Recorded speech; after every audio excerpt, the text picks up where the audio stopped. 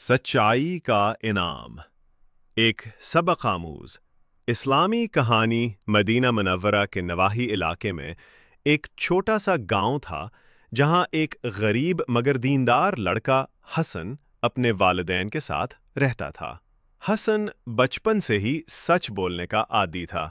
उसकी माँ उसे हमेशा समझाती, बेटा चाहे कुछ भी हो जाए, झूठ कभी न बोलना, अल्लाह सच्चों के साथ होता है। हसन हर रोज़ तरीबी मदरसे में कुरान और हदीस की तालीम हासिल करने जाता। वो निहायत ही ज़हीन, मेहनती और फरमान बरदार लड़का था। उस्ताद भी उससे बहुत खुश रहते। एक दिन उस्ताद ने तमाम तलबा से कहा, कल से तुम में से हर एक अपना खाना साथ लाएगा और हम सब मिलकर खाएंगे। अगले दिन सब बच्चे खाने के बर्तन लेकर आए। किसी के पास रोई थी, किसी के पास गोश्त, किसी ने फल लाए, मगर हसन के घर में कुछ भी ना था। उसकी माँ ने बमुश्किल आधी रोटी और थोड़ा सा नमक दिया। हसन थोड़ा सा शर्मिंदा हुआ, मगर फिर अपनी माँ की बात याद आई कि सच बोलना ही सबसे बड़ी खूबी है। वो बर्तन में वही मामूली सा खाना रख कर मदरसे पहुंचा। जब खाने का वक्त आया तो सब बच्चों ने अपने बर्तन उस्ताद के सामने रख दिए।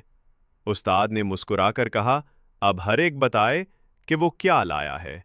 सब ने फख्र से बताया, मगर जब हसन की बारी आई तो उसने धीरे से कहा, हजरत, मेरे पास सिर्फ आधी रोटी और नमक है। उस्ताद ने उसकी बात सुनकर बर्तन उठाया, मुस्कुराया और कहा, हसन, तुमने सबसे अच्छा खाना लाया है, क्योंकि उसमें सच्चाई की खुशबू है। अल्लाह ताला तुम्हें उस सच्चाई का बदला ज़रूर देगा। वो दिन गुज़रा और वक्त चलता रहा। हसन बड़ा हो गया। उसने इल्म, दियानत और सच्चाई को अपनी ज़िंदगी का उसूल बना लिया। एक दिन शहर के अमीर तरीन ताजिर ने एक काबिल, ईमानदार और दीनदार आदमी को अपना शरीके कार बनाने का ऐलान किया।